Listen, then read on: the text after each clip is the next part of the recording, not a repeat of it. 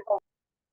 Alors, donc, ce que nous devons bien entendre, puisque nous avons parlé de la force de Esav, de Édom, n'est-ce pas, et de sa puissance dans ce monde. Donc, elle est palpable, et presque, j'ai presque dire, elle est appréciable en plus, n'est-ce pas? Mais en réalité, c'est malheureusement une force autodestructrice. D'accord? Si je reprends ce paragraphe, Mipne, Malchut Arevi'it, Malchut Mechulak, Sharei Amelachim, Em Katirei Tagei, Yeslem Inyan Meyuchad. Nous parlons encore une fois de cette réalité, puisque vous vous rappelez que c'est la guerre de 300 face à 365. C'est en réalité la force politique face au pouvoir justement dit spirituel. Quelle force on va lui donner? Et donc, Yeslem Koach Achama, comme son nom l'indique, c'est la force du soleil, c'est la force justement de la nature, de la chaleur. Ça, c'est la force justement politique. Vechen Marzvanei Yeshlaem Inyan Meyuchal. Et à l'inverse, les cardinaux, si je puis dire, ils ont aussi une force. Veim Kolze, Yeshlaem Shitu Beyachad Be'avur, Kishneem Em Koach Malchut Revi'it. Les deux sont ensemble. Ils ont quelque chose associatif. En aucune manière, on voit bien ce qui se passe dans les générations, surtout les populations influencées par la culture catholique, pour le coup, qui clairement, il y a eu un rapport, un dialogue, pas, entre la noblesse et le clergé, il y a eu un rapport constant, même si c'était clairement deux rapports qui de toute façon s'opposaient l'un à l'autre.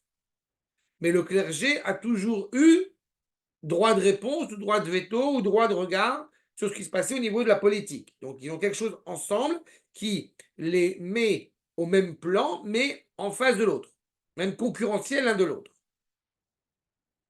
Complètement, les complices parfois.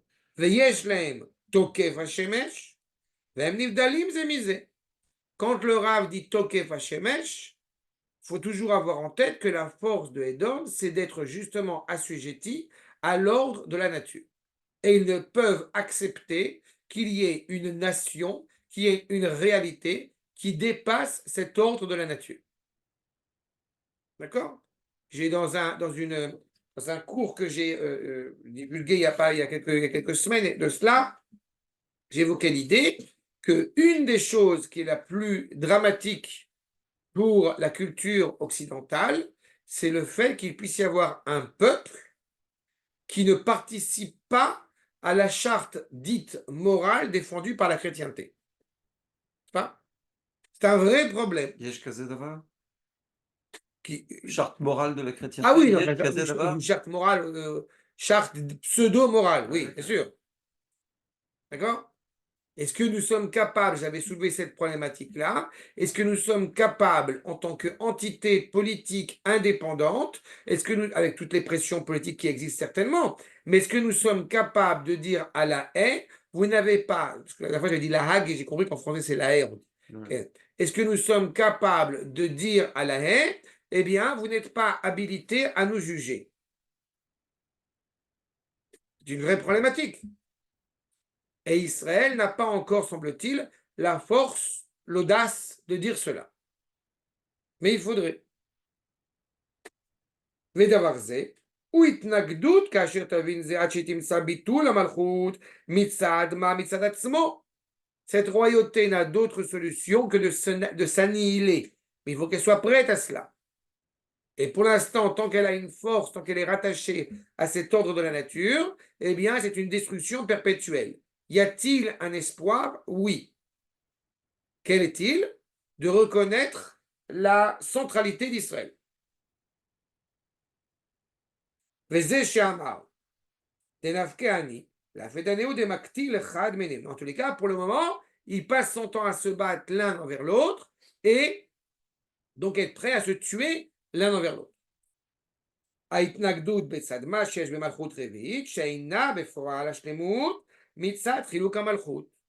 C'est très important que la chrétienté, d'une certaine manière, que le pouvoir spirituel empêche la royauté politique d'avoir toute sa puissance, parce que dans ce rapport à la nature, elle va être totalement destructrice. Et on avait parlé d'Allemagne, pas Germania, qui est justement, quand on permet à cette puissance politique de se fourvoyer et de développer toute sa nature, cela a pour implication un danger dramatique. L'echach, eshkan bitul mitzadma. Donc il faut qu'il soit prêt à s'annuler pour pouvoir exister, pour pouvoir réellement être moins dangereux, j'ai envie de dire. Et cela est très profond. Ainsi qu'il est dit, les filles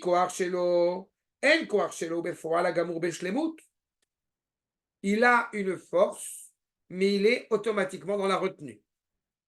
Il ne peut pas s'accomplir pleinement. Si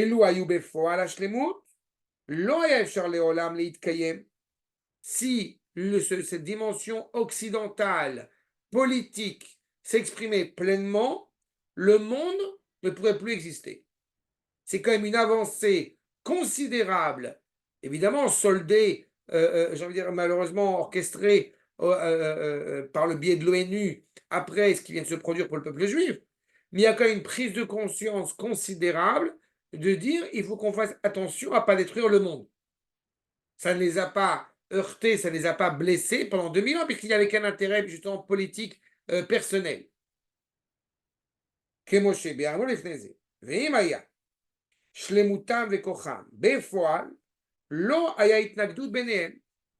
Si justement il pouvait s'exprimer pleinement, il n'aurait pas de rix, de difficulté entre eux. Chez Kol Davar,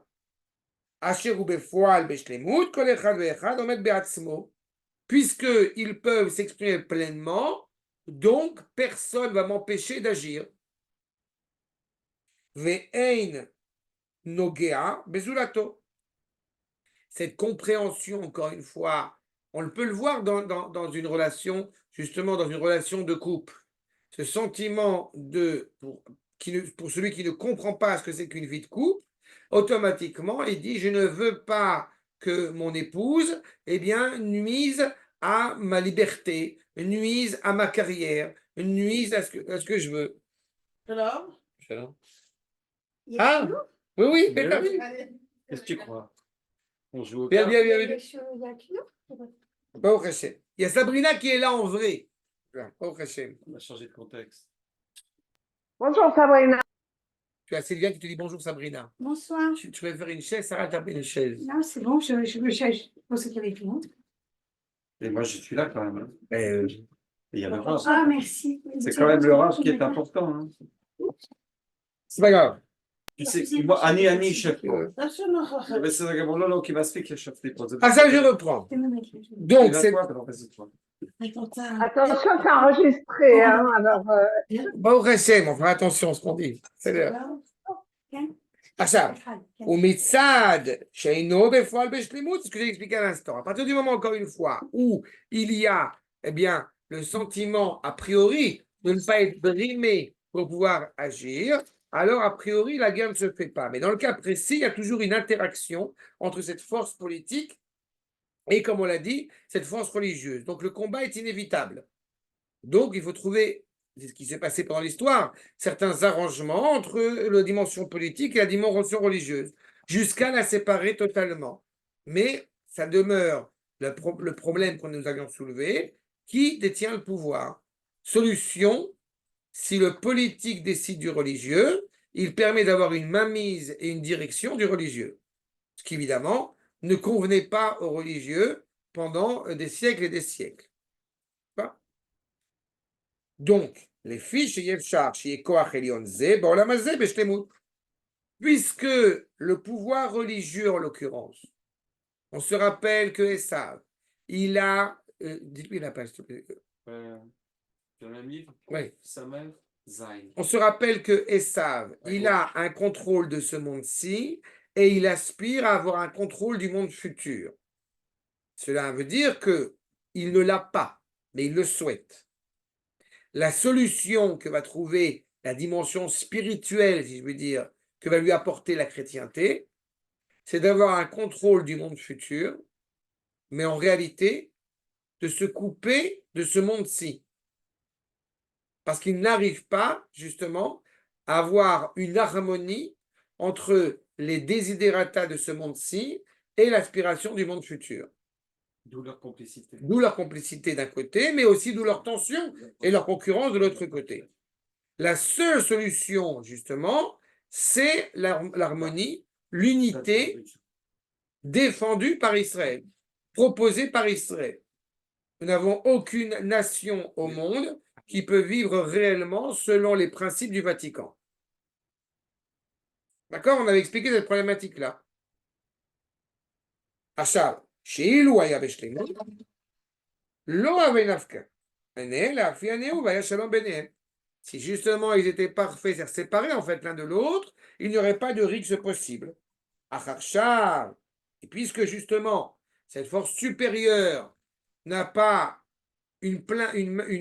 n'a pas une pleine liberté d'agir d'un côté, parce qu'il y a une force terrestre, j'ai envie de dire, qui va l'empêcher, ou l'inverse, donc automatiquement, d'une certaine manière, elle se protège l'un l'autre, c'est ce que nous avions dit. Il est clair que la volonté, pour ne prendre que lui comme exemple, il marchait mauvais zéro, mais il est clair que quand Mein Kampf a remplacé la Bible dans le salon berlinois, ça montre bien qu'il y a une volonté de s'approprier un culte. Quand les gens vont parler de guerre de religion, alors, d'abord, on le sait que historiquement parlant, les Staline et Hitler ont tué beaucoup plus de morts que les guerres ne serait-ce que les guerres de religion, justement. Donc, ce n'est pas vrai que la guerre de religion, elle est due à cause de la religion. En revanche, il y a une problématique, c'est quand une idéologie politique devient, j'ai envie de dire, devient cultuelle. Et à cela, vous pourriez m'objecter en me disant, mais qu'est-ce qui nous protège, nous, juifs, de ne pas tomber dans cet écueil? Réponse, nous avons le privilège d'avoir rencontré en vrai Akadosh Baruch Hu.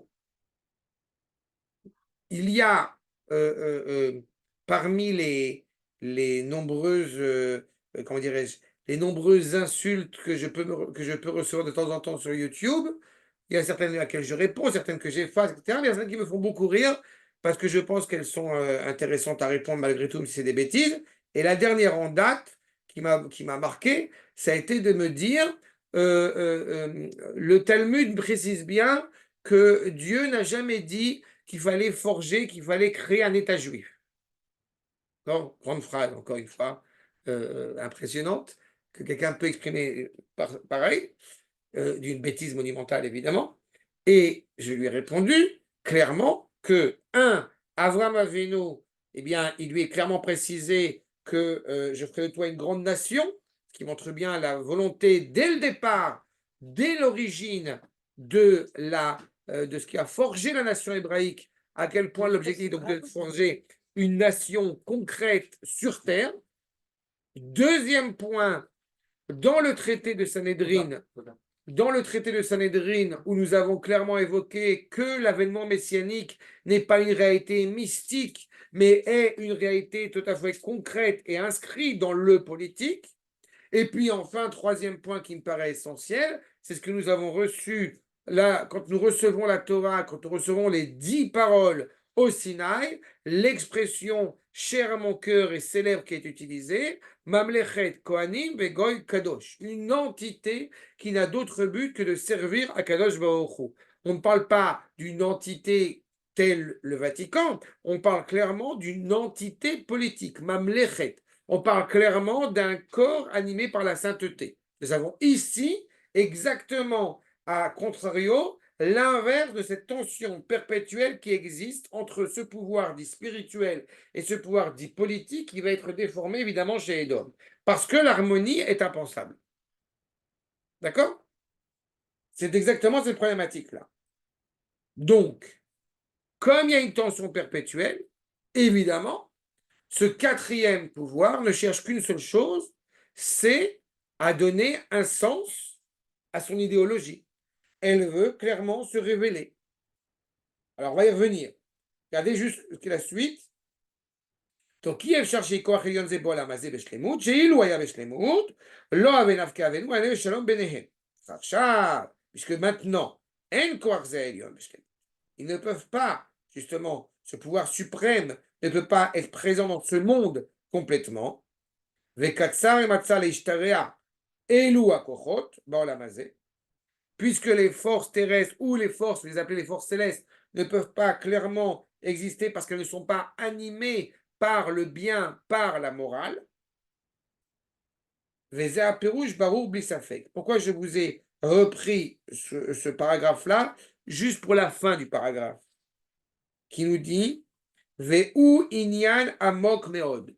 Il a affaire ici à un enseignement très profond. Pourquoi le Maharal va dire qu'on ne peut pas commenter plus? Pour deux raisons. La première, la plus évidente, parce que c'est la Kabbalah. Donc il ne va pas développer plus. Le deuxième sens qui fait qu'on ne peut pas exprimer plus, c'est parce qu'il est en plein dedans. D'accord? On est au XVIe siècle. Le Maharal a peur de rien. On a pu voir dans ses propos qu'il a tenus. Le Maharal n'a peur de rien et pourtant, il ne faut pas oublier qu'il est pleinement inscrit, on l'avait déjà évoqué, avec Nicolas II de Habsbourg, il est inscrit dans cette culture, inscrit, pas lui, mais il est entouré de cette culture chrétienne et tous les dangers qui sont imminents autour de la communauté. D'accord? Il me semble que je vous avais évoqué, mais pas beaucoup de gens le savent automatiquement, la création du golem, dont on n'a aucune source, si ce n'est une tradition orale, mais la création du golem du Maharal de Prague n'avait qu'un seul but, c'était sauver les Juifs des pogroms pratiqués dans le ghetto. On voit bien dans quelle considération, dans quelle structure, eh bien, le Maharal ici s'exprime. D'accord? Archa, je poursuis. Mipne, qui en raoui bemalchut, sheye chaser mamshala, mitordel akume malka. Puisqu'encore une fois, cette royauté, elle veut clairement s'exprimer. Elle veut clairement exister. Keloma, she'en shlemut la malchut ze, sheye nimsa koach malchutam befoal. On a montré que si effectivement cette royauté s'exprime pleinement, elle est destructrice, elle est dévastatrice. Donc, puisque le cordon ombilical qui relie ce monde à Akash Borou ne permet pas à cette royauté de pouvoir clairement s'exprimer. Parce que, encore une fois, si cela était permis, alors automatiquement le monde serait détruit. Et ce qu'Akash Borou ne veut pas détruire le monde. Donc, automatiquement, malgré son désir ardent, c'est un désir, je veux dire, qui est fatal de toute façon. Rak, qui t'a mis d'Amiotzim et la foile. Est-ce que ça va les arrêter? Non. C'est une partie d'eux-mêmes. C'est intégré en eux. Comment nous pouvons dire que l'Occident, c'est Édom, alors qu'a priori, eh bien, Édom, c'est en Jordanie? Et en première réponse, que comme les nations se sont un peu mélangées, donc on a estimé que Édom, c'était Rome, donc l'Occident. Première réponse. Mais une réponse plus profonde à celle-ci, c'est quand tu vois ce que l'histoire occidentale a apporté à l'humanité, nous voyons des qualités, des similitudes, c'est plus des défauts que des qualités d'ailleurs, mais nous voyons des particularismes que nous retrouvons chez Édom, on les retrouve chez eux, dans leur rapport au monde, dans ce rapport dévastateur, destructeur à l'égard de la morale qui doit animer le monde. D'accord? Dans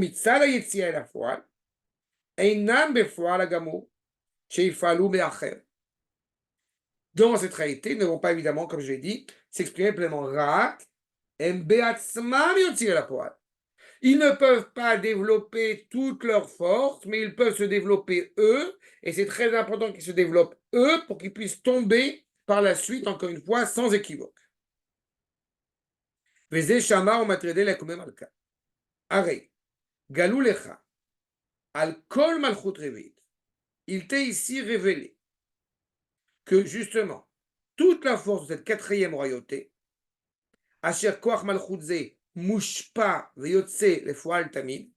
C'est-à-dire qu'on peut se demander, mais est-ce qu'à un moment donné, où cette quatrième royauté, la plus terrible d'entre toutes, la plus cruelle d'entre toutes, est-ce qu'à un moment donné, elle va s'arrêter?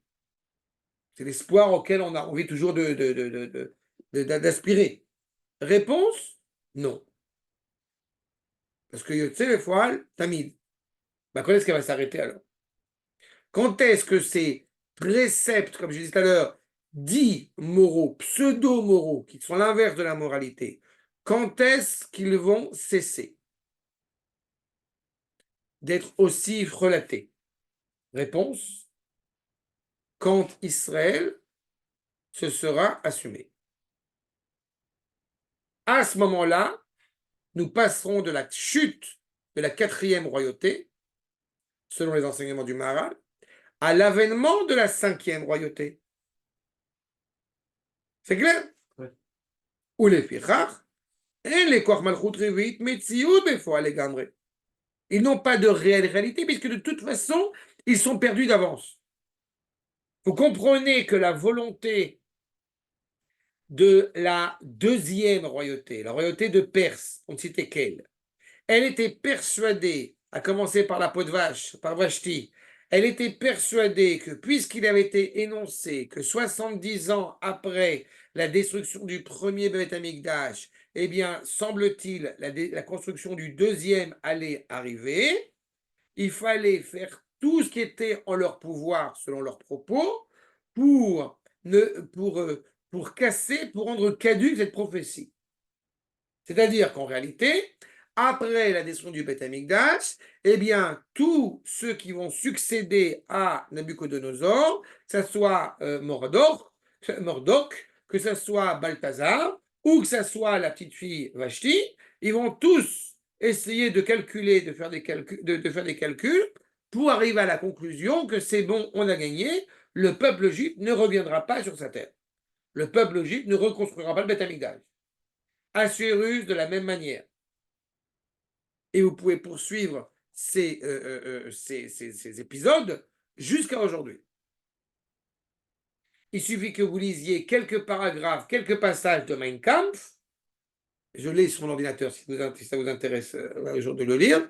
Eh bien, il suffit de lire quelques passages pour se rendre compte à quel point il était conscient de l'éternité d'Israël. Et par conséquent, il faut faire tout ce qui est entre notre pouvoir pour supprimer cette éternité. Honnête, c'est vrai. Ouais. C'est D'accord. rare un Rav qui conseille de lire Mein Kampf. Je pense que c'est très important, mais je ne suis pas le premier à le dire. Hein. Ouais. D'autres gens beaucoup plus grands que moi l'ont dit avant, mais c'est ça. Quand tu veux des vitamines, tu lis l'histoire de l'antisémitisme de Léon Poliakov. Là, ça te donne, tu vois, là, t'es bien. Ça et Jules Isaac, et là, c'est bon. Là, après, t'es bouillant. En fait, c'est juste la notion d'éternité qui fait qu'on n'est pas, comment dirais-je, on est persécuté. Enfin, c'est la notion d'éternité que nous avons, qui est J'ai pas pensé à insupportable ça. pour les. C'est très important ce que tu soulèves, et je me rends compte que je me suis mal exprimé. Pourquoi je dis je me suis mal exprimé? Parce que j'ai pas réfléchi à cela. Quand tu me soumets cette question de l'éternité, sans le vouloir, je sais sans le vouloir, sans même le penser, eh bien, il y a une connotation grecque. C'est pas l'éternité quand on va le trouver dans la mythologie grecque. Cette éternité, elle est due au fait que nous sommes la garantie du succès du projet divin. Comme la vérité est absolue et elle est immuable, de la même manière que le peuple juif est absolu et immuable. C'est en ce sens-là qu'il est éternel. C'est le fait que ce soit la vérité que, en fait, on est dans l'absolu, donc dans l'éternité. Exactement. Et en fait, cette vérité est insoutenable pour tous les autres Exactement. Exactement. Parce que ça rend, à leurs yeux, dans le contexte dans lequel ils s'inscrivent, eh bien, ça les rend caduques, puisque dans le contexte dans lequel ils s'inscrivent, il y a une question de pouvoir. Il y a une question de suprématie, et il leur est inadmissible d'accepter l'idée que dans cette volonté orgueilleuse de diriger le monde, eh bien, il y aura toujours un petit village en armorique qui va les empêcher de diriger. Ah, mais nous, d'un point de vue hébreu, on n'est pas dans ce pouvoir et dans cette suprématie. Exactement. On est C'est eux qui exactement à créent. l'inverse. Mhm. Mais le problème, c'est que cette tension permanente qui existe chez les nations, elle existe dans une autre forme chez nous, à savoir le fait que, comme nous nous intéressons aux nations, parce que nous nous intéressons à toute la création, eh bien, nous oublions que nous sommes le cœur. Et c'est ça toute la problématique. Donc, il est impératif de renforcer le cœur nationaliste de la nation hébraïque pour pouvoir, par la suite, être source de bénédiction pour le monde. Mais tous les empires qui se sont succédés, ce n'est pas un hasard s'ils sont au nombre de 4, parce qu'ils sont dans une dimension séparatiste constante. Puisqu'encore une fois, ce qui les anime, c'est l'orgueil de chacun. C'est eux qui sont au centre. D'accord? Si Napoléon, il prend la couronne pour se la mettre sur la tête, ça veut dire que pendant un instant, eh bien, il sait que ce n'est pas Dieu qui est au centre, c'est lui. Et à l'inverse, la culture chrétienne, et à l'inverse, le clergé chrétien, ce serait un leurre de penser qu'il pense que Dieu est au centre. Pas? Puisque je vous rappelle que le pape vit dans une extrême pauvreté. Pas? Il ne s'intéresse pas à ce monde-ci. Il s'intéresse qu'au monde futur. Voilà. עכשיו, בפועל לגמרי, כאשר ראוי להיות, וזהו חסרונו. Il a pris comme postulat qu'il était indubitable et impératif qu'il existe. C'est ça son manque. Que fait Israël? Pour ça que je me permets de faire ces parallèles-là pour qu'on comprenne bien la problématique. Que dit Israël? Je suis prêt à mourir si ça peut sauver l'humanité. Il y a une phrase qui m'a marqué dans ma jeunesse sur un des personnages, dans la liste de Schindler. Il y a là-bas une dame qui dit, et je pense que c'est un témoignage qui a tout à fait été vrai parce qu'elle s'est retrouvée dans le livre, donc cette phrase a dû être prononcée. Ils ne peuvent pas nous tuer, on est leur main-d'œuvre. Ils ne vont pas tuer leur main-d'œuvre. C'est une pensée, et j'ai envie de dire, hélas, profondément juive. Parce qu'il y a ce rapport à la création, ce rapport à l'humain, en dépit de tout, malgré tout. Il y a un ouvrage, le seul ouvrage, qui a été écrit en hébreu par M. Neher, qui s'appelle Ou Becholzot. On traduit en français par néanmoins. Mais je me permets de dire que je trouve que néanmoins, c'est pas suffisamment à la hauteur de Ou Becholzot. Parce que quand on dit Ou Becholzot, c'est et dans tout ça. Dans toute cette réalité-là, Minametsa Karatia. Dans toute cette réalité qui peut apparaître étroite, qui peut apparaître absolument dramatique, je suis rattaché à l'absolu. Le monde, et particulièrement Esav, qui est profondément rattaché à un monde limité, un monde terrestre, un monde naturel, ne peut pas penser l'absolu si ce n'est par sa rationalisation d'être absolu. Donc, il ne peut pas l'atteindre. C'est clair cette notion? Et c'est essentiel à mes yeux. עכשיו, אין מפני כך, אין מחריב העולם, שכל דבר פועל באחר, מצד אשר יש לו מציאות בפועל לגמרי, לכך הוא פועל באחר.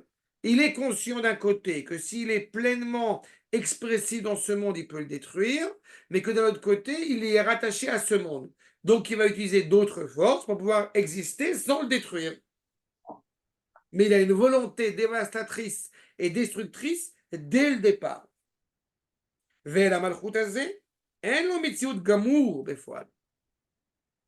Quand vous lisez cela dans le Maharal, alors cette idée que cette royauté n'a pas une pleine réalité, complète, absolue, alors vous allez vous dire, ça c'est partie j'ai envie de dire de mes dadas, vous allez vous dire, mais il y a une erreur, ce qu'il a dit, Metsiout Gamour. En hébreu, on devrait dire Metsiout Gomura, c'est un féminin. Donc le Maharal ne parlait pas l'hébreu. Réponse, évidemment que le Maharal parlait l'hébreu. Seulement le Maharal, ça m'écoubale. Donc quand on voit qu'il utilise le masculin plutôt que le féminin, il n'a pas dit à Malchut Azot, il a dit à Malchut Azé. Qu'est-ce qu'on veut signifier là-dedans? Eh bien, on veut signifier qu'ils ont une part active et une responsabilité dans leur manière d'agir. On pourrait s'offusquer en disant, mais dans ce cas-là, si c'est leur nature profonde, alors pourquoi est-ce que on peut leur en vouloir? Pourquoi est-ce que pourrions-nous condamner leur volonté destructrice puisqu'ils sont nés comme ça? Réponse qui me paraît essentielle. Quand Yitzhak Avinu, eh bien, a vu la naissance de Esav et la vue rouge, qui semblait peut-être malade, il ne lui a pas fait la circoncision. Mais quand arrivé à un âge plus avancé, il lui a proposé de faire la circoncision, il a dit non. Il a refusé. Donc, et qu'est-ce que vient dire ce midrash? Qu'est-ce que vient mettre en avant ce midrash? La responsabilité. On ne peut pas se prétendre constamment, je suis né comme ça, donc j'ai pas le choix. Ça, c'est justement se condamner par avance, se condamner au monde dans lequel nous nous trouvons. Alors que fait la tradition juive? Eh bien, elle véhicule un message, je le rappelle, qui est au-dessus du soleil. La royauté de Édom, sous son angle spirituel ou son angle politique, elle reste assujettie au soleil. C'est une guerre sous le soleil. Et tout le jugement de la haie et tout le jugement des nations, c'est justement de mettre en évidence que toutes les nations, que toutes les civilisations, toutes les réalités sont esclaves de l'ordre naturel des choses. Et Israël pourrait tomber dans cet écueil en se disant, nous aussi, eh bien, nous y sommes inscrits. Alors que Israël doit saisir que son identité, eh bien, est au-dessus du soleil, est au-dessus de l'ordre de la nature. D'accord?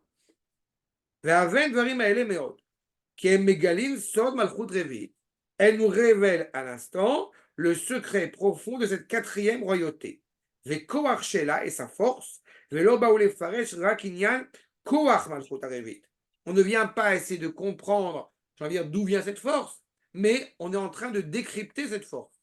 Voilà pourquoi est-ce qu'elle a autant de puissance. Et dira le Maharal, un point essentiel qu'il faut toujours avoir en tête, dans le rêve de Daniel, eh bien, la royauté, je rappelle, de Édom, elle n'est pas définie comme un animal. Elle n'a pas de descriptif. Ce n'est pas comme la Bavel, n'est-ce pas, le lion, la panthère, le serpent, l'ours, etc. Non. La royauté de Édom, ce qu'il a défini, c'est son extrême cruauté. Elle englobe en elle toutes les forces qui lui ont précédé.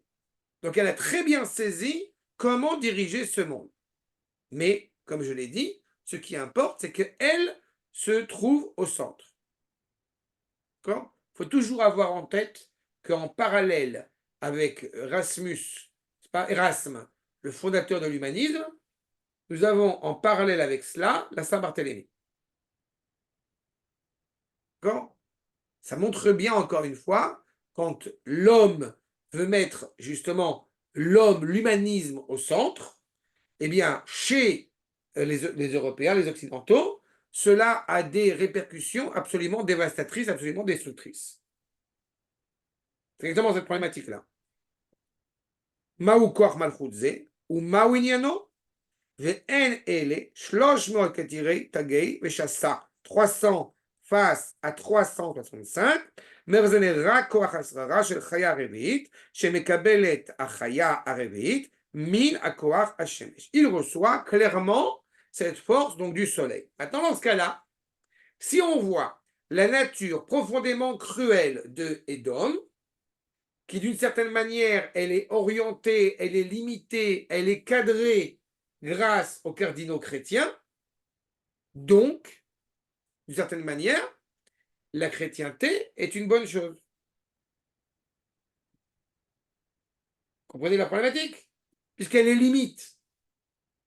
En vrai, oui, d'une certaine manière, la chrétienté, c'est ce que nous dit le Rambam, justement, a permis au monde occidental d'évoluer dans sa barbarie et dans sa cruauté. Il est évident que c'est un avorton du judaïsme. Il est évident, comme dirait le proverbe, comme dit l'expression, il est évident que Jésus est un bâtard. Mais il y a quelque chose de positif dans ce que cela leur a apporté. De la même manière que l'islam, notion de soumission, a été un apport positif pour l'autochtone arabe. Même si en soi, il était bien que c'est une mauvaise chose. Mais le conflit avec l'islam est un petit peu différent du conflit que nous avons avec la chrétienté. Puisque vous savez pertinemment, et c'est le chapitre précédent que nous avions fait, eh bien, vous savez pertinemment que la chrétienté est conscient qu'il existe un ancien peuple juif. Alors que l'islam ne l'accepte pas. Donc on a une notion ici qui est très différente. Mais il est évident que la chrétienté, pour cet environnement totalement cruel, leur a permis d'évoluer. Il y a les deux dans l'islam. Il y a les deux dans le Coran. Les deux, quand tu dis les deux? Les deux, il y a d'autres choses qui s'opposent. Parfois, il est écrit que. Non, parce qu'ils ont un respect pour les Bnei Israël. Voilà, il y a les deux. Oui, non. Parfois, il faut leur couper la tête. Ils ont un respect pour les Bnei Israël, en ce qui nous concerne, Voilà. mais ils n'ont pas de respect pour les Bnei Yahoud. D'accord? Il y a une nuance dans l'islam entre Israël et les Juifs. Parce que nous avons l'audace de prétendre que Abraham, Yitzhak et Yaakov sont nos pères. Pas? Alors qu'en réalité, ce sont les pères de l'islam. Selon leur conception, évidemment. D'accord? Et quand. Mais je vous avais parlé de cela. Quand je me suis retrouvé avec en stop avec un arabe traditionnel, et que j'aurais dû me taire, mais que je n'ai pas su me taire à ce moment-là, j'en suis très fier, je lui ai rappelé qu'il était le fils de la servante. Et par la même occasion, eh bien, il m'a développé l'idée que les fils d'Israël n'existaient plus. Avec l'apparition de Mohammed, ils n'existent plus. Ah. Mais nous, on est là. D'accord? Et ils ont beaucoup de mal à entendre cette idée que Abraham, Yitzhak et Yaakov ne sont pas des prophètes, ne sont pas des envoyés, ne sont pas des ce que vous voulez. Non, Abraham, si je m'exprime un petit peu comme ça, Abraham, c'est mon daron. Mon daron. D'accord? Et Sarah, c'est ma daronne. Quand vous dites qu'on a un conflit avec eux, moi je dirais plutôt que c'est eux qui ont un conflit avec nous, parce que nous, à partir du moment où on est en Israël, on n'a aucun doute sur rien, donc Là, ce je qu'ils peuvent retrouve penser, ici, ça nous est complètement égal. Tu es resté trop longtemps en France. Non, mais ça nous est complètement égal. Hein. Enfin, moi, Non, ça ne nous est pas égal. Ça ne nous est pas égal. Parce que tu le dis, c'est eux quel qui Malchut comprennent Shaddai. pas. Il est essentiel de bien comprendre que Akadosh Baruch Hu n'est pas notre Dieu. Akadosh Baruch Hu est Dieu. Oui. Donc ça ne m'est pas Oui, mais égal. c'est pas tout de suite D'abord, là-dessus. ça ne m'est pas égal dans la mesure où dans le peuple juif, nous avons un certain nombre de juifs qui n'ont pas cette connaissance que nous sommes en train d'essayer d'étudier ensemble et que cela a une implication, encore une fois, pour cerner les différents conflits qui nous animent. Et d'autre part, oui, il y a une aspiration à ce que le monde entier, eh bien, dans la mesure du possible, puisse reconnaître la centralité d'Akadosh Baruch Hu, qui leur sera eux aussi bénéfique dans une certaine mesure. Donc oui, il y a une implication. Mais je t'accorde que si effectivement nous avions la possibilité d'aller du fleuve de l'Euphrate au fleuve du Sinaï avec un bouquet de tulipes ou de fleurs ou de roses, ce que tu veux, en leur disant, voilà, merci, bonjour, au revoir, on est revenu chez nous, vous êtes conviés à partir, et qu'ils auraient pris tout de suite leurs affaires et leurs bagages, j'aurais été très content. Mais le Et je fait, dirais qu'ils acceptent la centralité d'Israël pour que mais ils ne peuvent pas il l'accepter n'y ait parce plus de qu'ils problème, refusent, en ils refusent cette fait. exclusivité qui leur est en fait bénéfique. Et cela, ils la refusent. C'est qu'il leur donne une existence, en fait.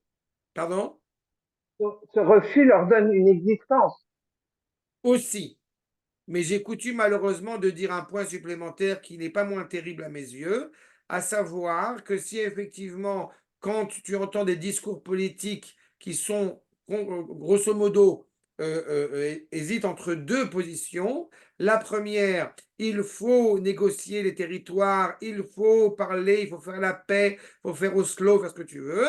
La deuxième qui est de dire eh bien, nous ne pouvons pas négocier en aucune manière, nous ne libérerions des terroristes même si nous n'avions pas la sécurité dans l'État d'Israël, eh bien, tu as envie de dire merci aux Arabes.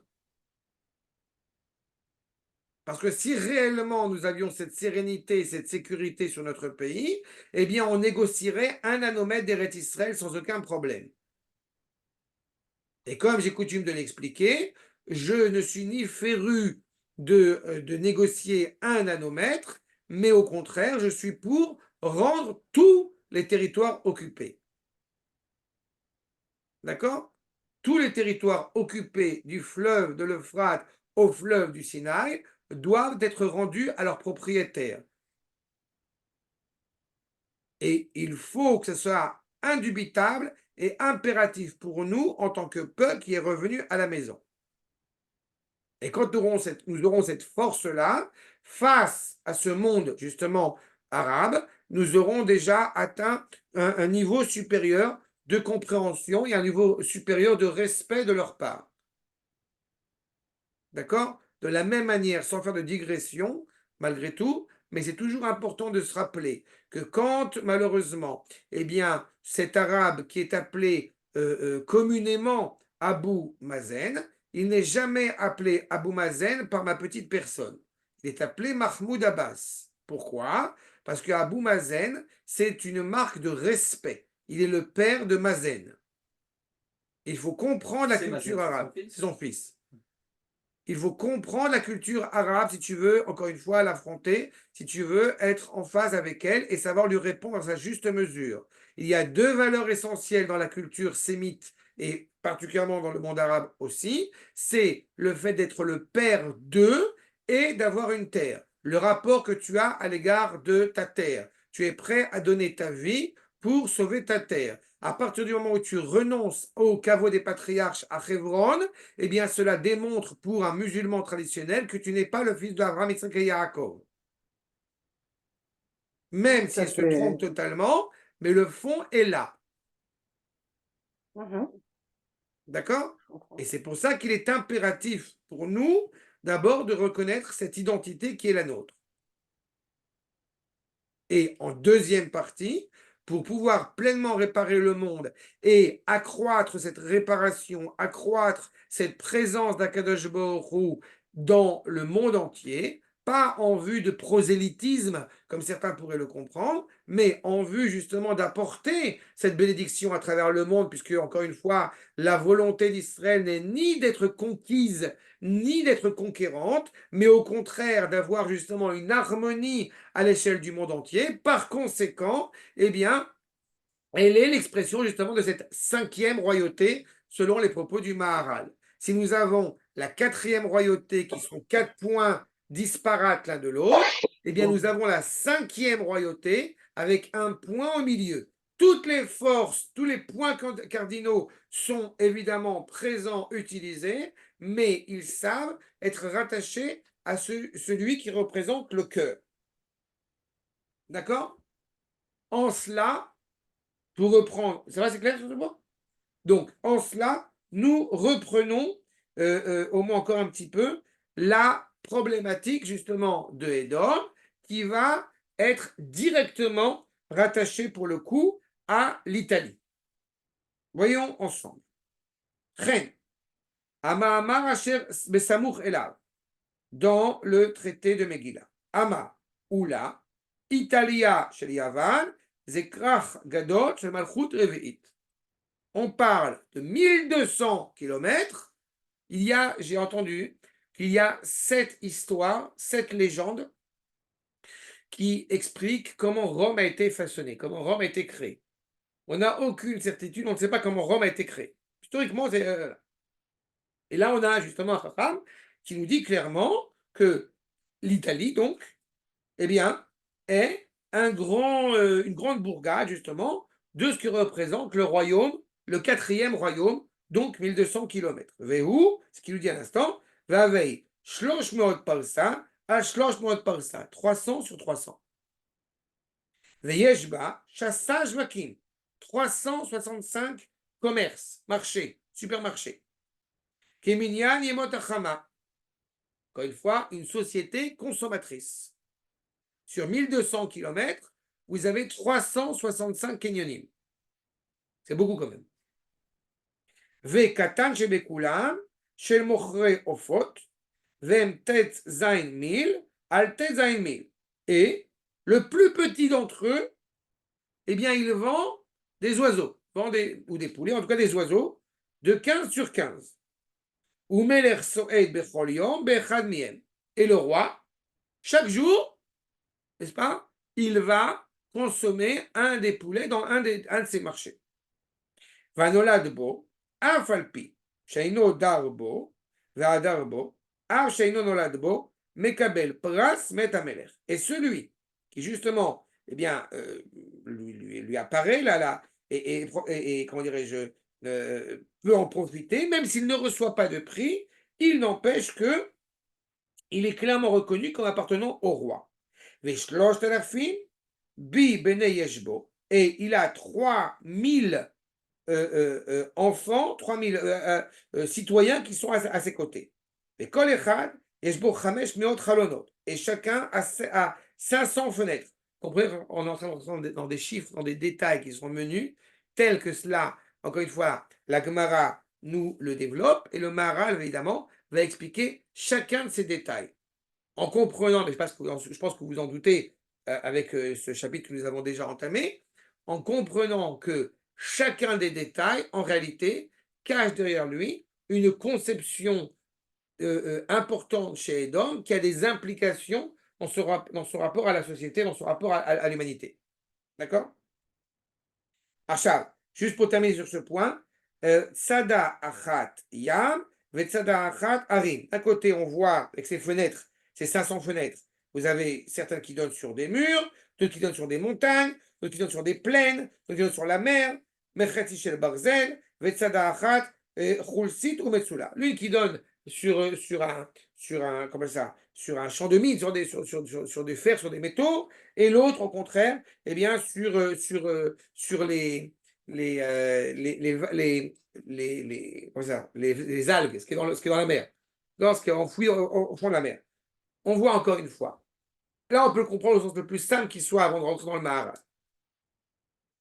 En réalité, puisque la volonté de Edom est d'avoir un contrôle sur tout, sur toutes les réalités, donc dès qu'il regarde et qu'il ouvre la fenêtre, il faut qu'il puisse voir, eh bien, la grandeur de son empire. Et la grandeur de son empire, ne se mesure d'abord et avant tout que par le prisme du contrôle. J'ai le contrôle. C'est en fonction de cela qu'il est contrôlé. Comment est-ce que le monde aujourd'hui, malheureusement, et vous voyez à quel point la force de Edom a des implications jusqu'à aujourd'hui, il y a une expression qui est assez terrible, que peut-être vous avez déjà entendue, c'est combien tu pèses. Combien tu pèses, pas le poids, je parle. Tout est mesuré en fonction de cela. C'est exactement la problématique. Tu as le contrôle ou tu n'as pas le contrôle. Est-ce que c'est totalement négligent de se dire non, il ne faut surtout pas, tout ne se mesure pas à ce rapport de conquête. On a l'autre extrême, c'est la chrétienté, pas la culture spirituelle de la chrétienté, où l'accès à la propriété, cette notion de propriété n'a pas de sens, n'a pas de valeur. Une fois n'est pas coutume, la tradition hébraïque ne néglige absolument pas le rapport à la propriété, le rapport à la richesse. Seulement, ce n'est pas ça qui va juger de la qualité morale de la personne. Mais c'est un ustensile incontournable pour pouvoir justement forger un État, forger cette entité politique qui va servir à Kadosh Baruch Hu. Je termine juste sur ce paragraphe-là. Kvar amarnu, mais on reviendra Bezrat Hashem la semaine prochaine là-dessus. Hashemesh mitzad atzma mityaches la mispar shlosh meot. On a déjà expliqué que le soleil, évidemment, était rattaché à aussi ces 300. Mitzad etzem hashemesh. 3 lettres, 300, on a expliqué ça dans le passé. Gam yesh la chilufet nuot, elle a aussi des changements de mouvement. Vous vous rappelez, on avait parlé de ça sur la NASA, que chaque fois on apprend qu'il y a une couleur, puisque toutes les 2 secondes, là, le soleil change de couleur, comme s'il sortait de son étui. C'est un chilufet nuot, il y a un mouvement. Qui kol yom vayom, yesh la ma'alach meyuchad, ad shasta yamim. Puisque chaque jour, il y a un mouvement aussi du soleil qui dure 365 jours. Évidemment, quand le Maharal, il y a cette prise de conscience du soleil qui tourne autour de la Terre, ou la Terre qui tourne autour du soleil, avec les ouvertures, avec les développements, les progrès de la science à l'époque, évidemment, du Rambam et du Maharal aussi, qui va être très important dans le développement de l'astronomie, comme vous le savez. D'accord? Ce qui est certain en tous les cas, c'est que c'est toujours une question de point de vue qui tourne autour de qui, de toute façon. Mais nous savons pertinemment que ce rapport de mouvement du soleil, ce n'est pas le soleil qui bouge, mais nous qui bougeons, mais ça reste totalement subjectif par rapport à nous. N'est-ce pas?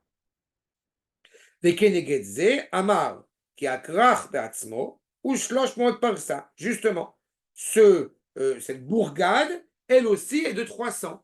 Elle a le contrôle, encore une fois, sous l'ordre de la nature. Mais la question de contrôle, n'oubliez pas un détail essentiel, la question de contrôle, d'être le maître d'un lieu, c'est très relatif. C'est très subjectif et relatif. On est toujours le plus grand que quelqu'un et le plus petit qu'un autre. Donc, quand on regarde la royauté de Édom, qui veut avoir la prétention Il y a une autre dimension de la relativité qu'on cite. J'ai pas entendu. Il y a une autre dimension de la relativité qui est le temps. Aussi, tout à fait. Non seulement le plus grand, le plus petit, Exactement. mais en plus, c'est temporel. Exactement. Et ça, ceux qui se croient Éternel et absolu. Ça reprend la remarque que j'ai dit pour Sylviane. Tout à fait.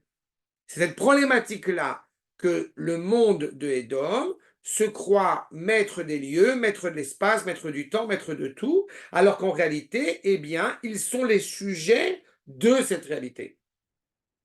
Mais ils ont un certain contrôle dans cette réalité que Akash Baruch Hu leur a octroyé. Et la notion de progrès chez Édom, il y a une notion de progrès Bien sûr. industriel. Elle vient de nous. Parce que la notion de progrès, elle s'oppose à la notion d'éternité vue par Édom ou sous le soleil. On a dit, entre Édom en tant que réalité matérielle, entre la réalité politique et la réalité spirituelle, Édom a un contrôle sur le monde, c'est sa nature profonde. Donc tout ce qu'il va pouvoir faire pour améliorer son sort matériel, donc le progrès, dans cette réalité. Sauf que, n'étant pas animé par une dimension morale, de vouloir faire le bien, donc automatiquement, cette notion de progrès va s'avérer dévastateur. Par conséquent, va naître la chrétienté et elle va prôner l'idée que, eh bien, on vous coupe de ce rapport que vous avez à l'égard de la matière.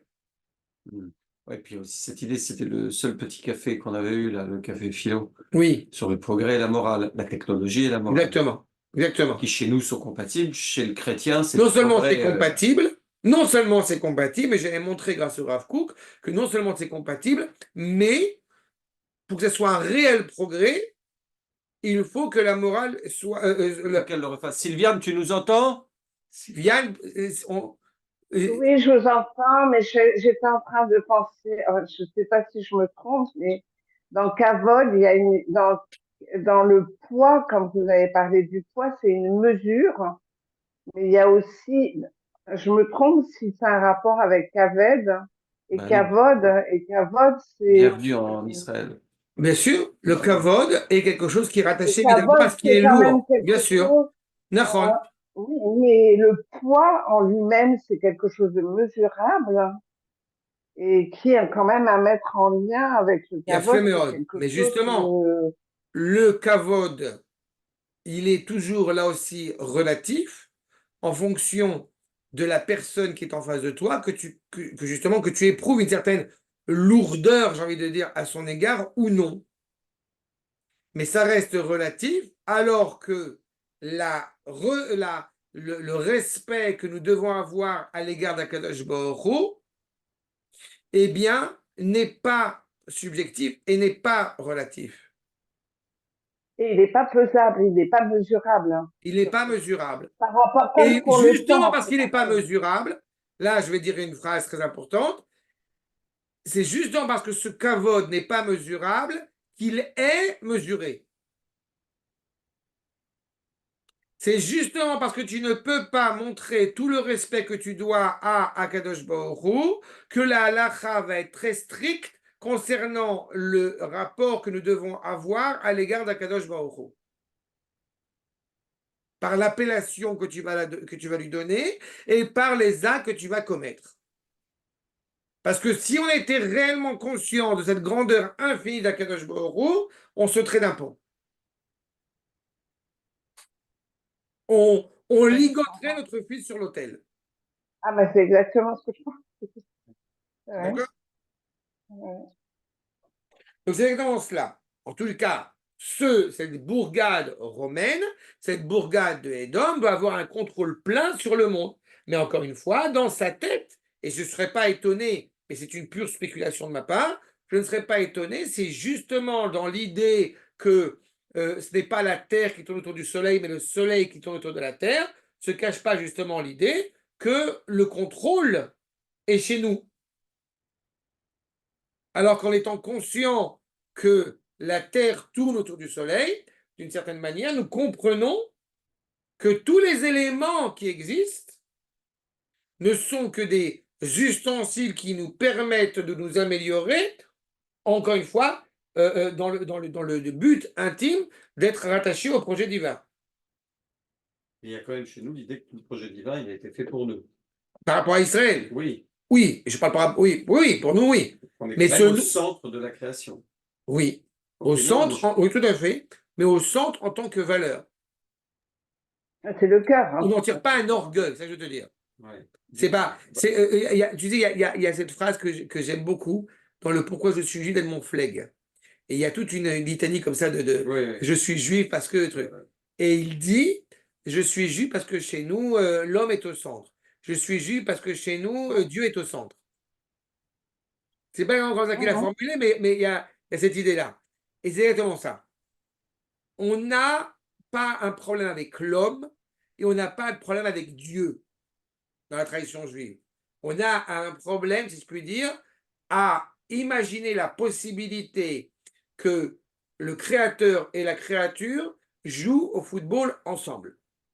Et on a l'assurance que cela se produira par le créateur lui-même. C'est ça la grande problématique. Dans le monde philosophique ou dans le monde théologique, ils ont un problème avec l'homme ou avec Dieu. Nous, on n'a pas de problème avec ça. C'est ce qui nous empêche justement de sombrer dans cet orgueil dans lequel Édom est tombé. D'accord? Donc, Omnam, Amakom Echulak, les chassar halakim, Vem chassar jvakim. Donc, en dépit du fait qu'il y ait 300, que cette bourgade, elle fasse donc 1200 km, 300 sur 300.